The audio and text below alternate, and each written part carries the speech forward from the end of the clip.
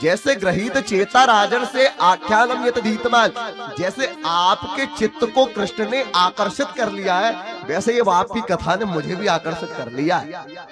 अच्छा, कृष्ण का अर्थ यही है, आकर्षतीति कृष्ण, जो अपनी ओर आकर्षित करता हो वो कौन है? कृष्ण है।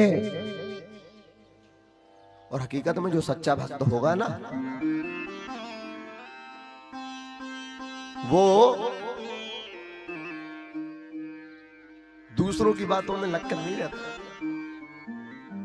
वो महाराज वो अपने विषय में सोचता है कि मेरा कल्याण कैसे होगा। उसको नहीं मतलब कि पड़ोसी कथा में आएगा कि नहीं आएगा। अरे वो जब आएगा 4 बजे कथा चालू हो गई है। मैंने आपसे कहा था कि एक साथ में 2 लोगों को लेके आना, ये थोड़ी ना कहा था कि आना तो 5 बजे लेके आना। महाराज लेके आइए, लेकिन महाराज 4 बजे लेके आइए।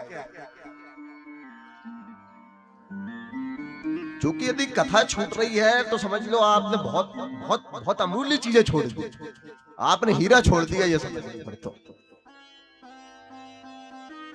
हमको तो इसलिए दुख होता है कि बताओ हमारी है तबीयत खराब और हम कथा सुनाने आ जाते हैं टाइम पे, और आपकी तबीयत ठीक है फिर भी आप हमारी तबीयत ठीक कर रहे हो। तो महाराज दिव्य कथा, अति दिव्य कथा, कौन सी कथा सुनी? पानी ग्रहण जब कीन महेशा, भगवान शंकर ने माता जगत जननी जगदम्बा मां पार्वती से अपना विवाह किया है, जगत पर कृपा करने की इच्छा से। क्योंकि भगवान शंकर अकेले अच्छे नहीं लगते थे, तो सारे देवताओं ने, अच्छा विष्णु भगवान को ये चिंता थी कि भैया घर में जैसे मेरी वाली घरवाली सुनाती है वैसे शंकर जी कोई सुनाने वाला नहीं है बहुत दिनों से, तो इनकी भी करा देता हूं जल्दी।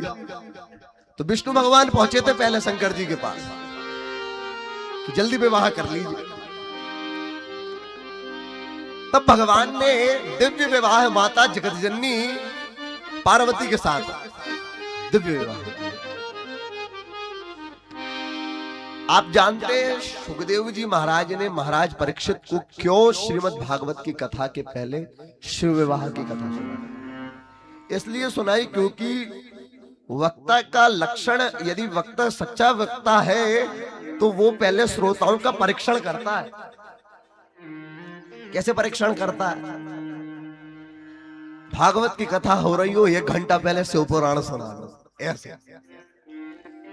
क्योंकि भागवत की कथा के पहले अगर शिव पुराण सुना दिया 1 घंटे और यदि लोग उठ के चले गए तो समझ लो वो महाराज वो फिर श्रोता नहीं है, वो तो टाइम देखने आए महाराज।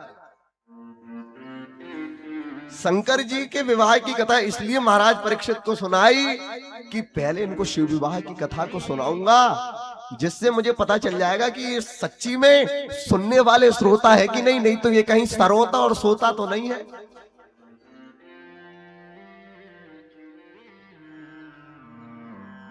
तो महाराज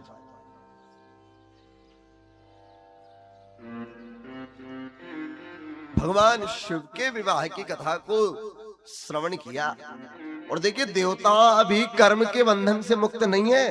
कल जो पिटाई हुई है देवताओं की महाराज, ऐसी धुआंधार पिटाई,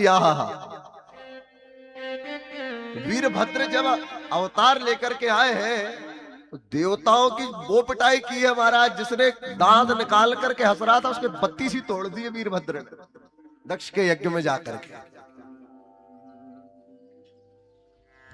एक भृगुवंशी ब्राह्मण महाराज, भृगु जी अपनी दाढ़ी सहल रहे थे ऐसे, वीरभद्र ने कहा बहुत दाढ़ी सहल ना आ रहा। महाराज भार्गव जी की पूछ दाढ़ी पूछ तो ही एक साथ खींच ली महाराज।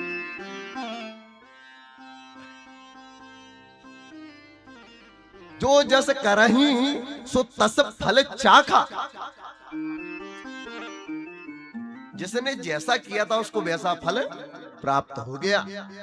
लेकिन शंकर जी की भक्त वत्सलता देखिए। लेकिन जब देवता पहुंचे महाराज जाकर के नमामि समीशान निर्वाण रूपम विभुम व्यापकम ब्रह्म वेद स्वरूपम, निजम निर्गुणम निर्विकल्पम निरीहम चिदाकाश महाकाश वासम भजेहम। जाकर के रुद्राष्टकम से स्तुति की है तो वो भगवान शंकर जो कि महाराज अपना तीसरा नेत्र खोल करके बैठे थे वो शांत हो गए और उन्होंने महाराज कृपा कर दी देवताओं पर, जाकर के यज्ञ की पूर्णाहुति भगवान ने।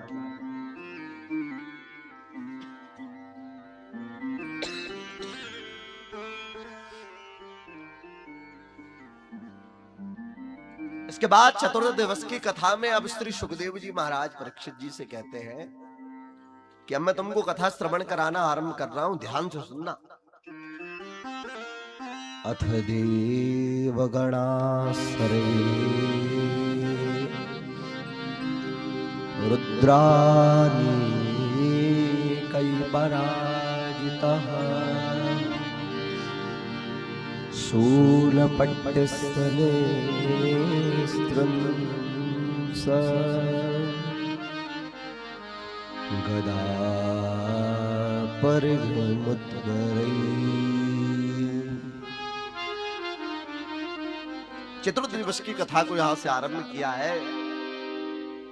सबसे पहले कहा कि महाराज परीक्षित, मैं आपको स्पष्ट बता दूं, संसार से किया हुआ प्रेम, दुनिया से, दुकान, मकान, घर वाले, इन सब से महाराज दुनिया से प्रेम करना ये मोह आसक्ति में आता है। लेकिन वही प्रेम को यदि भगवान से कर लिया जाए तो उसको भक्ति कहा जाता है। भक्ति क्या है? जैसे अपने बच्चे का लालन पोषण किया जाता है वैसे ही घर में विराजे ठाकुर का पूजन करना, लालन पालन करना, पोषण करना, वही भगवान की सच्ची भक्ति है। जिनके हम रुके हैं महाराज, वो तो इतनी सेवा करती है बिहारी जी की, इतनी तो हम नहीं कर पाते महाराज। और हकीकत में एक माँ के भीतर जो ममता रहती है महाराज, उनके द्वारा जो सेवा की जाती है वो ठाकुर जी को अति प्रिय रहती है। मातृभाव छोटे से बच्चे को महाराज जिस प्रकार उसको बड़े प्रेम से महाराज दुग्ध पान कराया जाता है, प्रसादी पवाई जाती है, वैसे ठाकुर जी की सेवा की जाए।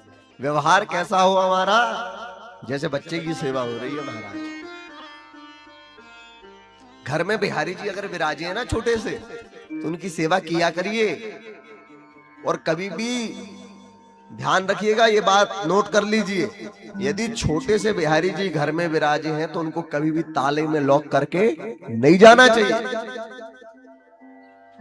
ताले में यदि बिहारी जी लॉक है तो बिहारी जी को होती है घुटन घर के अंदर भी।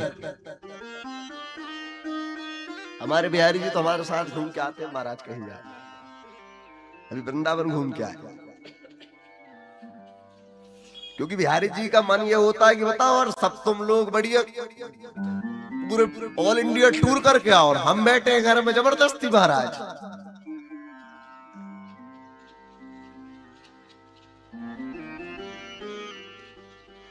हमारे बिहारी जी एक बार गए हुए थे उत्तरकाशी।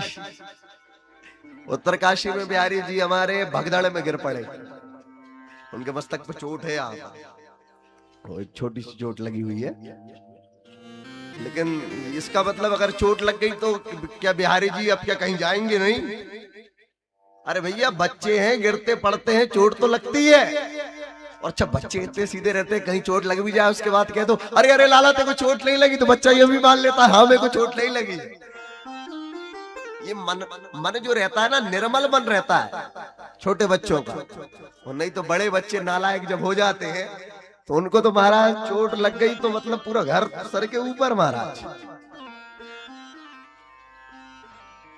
तो छोटे बच्चे की जैसा पालन करिए, नित्य बढ़िया पूरा परिवार उनकी सेवा करे। जो जो कर्म हम करते हैं,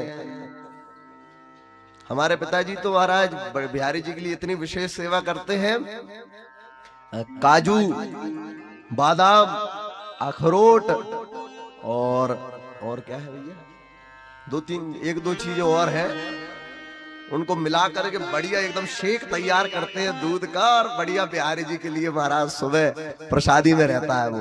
उसके बाद पूरा परिवार उसका पान करता है। तो ऐसी सेवा होनी चाहिए बिहारी जी। वो रुष्ट पुष्ट है तो फिर तो पूरा घर महाराज स्वस्थ रहेगा, और अगर वो नहीं है तो महाराज फिर तो वो कहेंगे जब मैं नहीं हूं बेटा राम तो तुम कैसे रहोगे। तो बिहारी जी की सेवा की जाए घर में। सभी लोग व्यवहार बनाइए, अपने भीतर की भक्ति को जागृत कीजिए। नहीं तो महाराज आजकल की भक्ति ऐसी सो रही है घर के अंदर की महाराज क्या बोले, जिसमें सनातनी तो महाराज ऐसे सोए हैं कि इनको जगाने के लिए 10 लीटर पानी भी डाल दो तो ये उठने वाले नहीं है महाराज। इनको कोई मतलब नहीं है, धर्म चला जाए पूरा, इनको उनका व्यापार ही दिखेगा, इनको उनकी दुकान ही दिखेगी। देखिए धर्म है तो हम जिंदा है। आप यदि धर्म की रक्षा करेंगे तो धर्म आपकी रक्षा करेगा, नहीं तो एक दिन वो दिन दूर नहीं महाराज जिस दिन हम भी नहीं बचेंगे और धर्म भी नहीं बचेगा। इसलिए अपनी रक्षा के लिए महाराज धर्म के प्रति अग्रसर हो जाइए, धर्म की रक्षा के लिए सदैव खड़े हो जाइए। तो भगवान की भक्ति